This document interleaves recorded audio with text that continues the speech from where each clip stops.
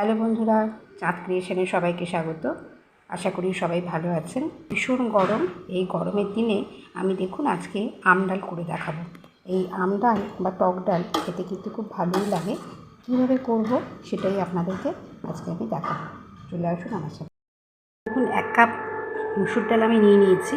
এটা দিয়ে আমি আম ডাল রান্না করব। এই আম ডালটা রান্না করার জন্য মুসুর ডালটা আমি ভালো করে কুকারে কিন্তু একটু সেদ্ধ করে নেব।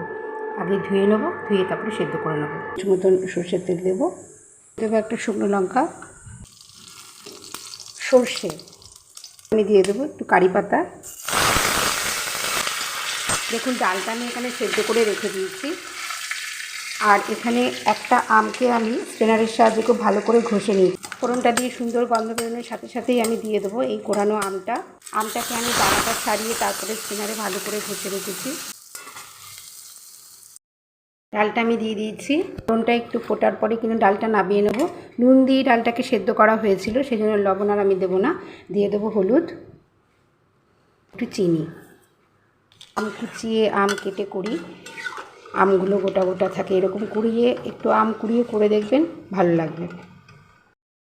দেখুন ডালটা কিন্তু হয়ে গেছে। দেখুন আম ডালটা কিন্তু পুরো আমার তৈরি হয়ে গেছে। আমি এবার খেতে দেবো। আলাদা একটা বাটিতে ঢেলে নিয়েছি ঠিকই, কিন্তু গরমের দিনে কিন্তু এই আম ডালটা খাওয়া খুবই ভালো। আশা করি রান্নাটা আপনাদের ভালো লাগলো। ভালো লাগলে সাবস্ক্রাইব করবেন, লাইক করবেন, শেয়ার করবেন, কমেন্ট করবেন প্লিজ। ভালো থাকবেন, সুস্থ থাকবেন। নমস্কার।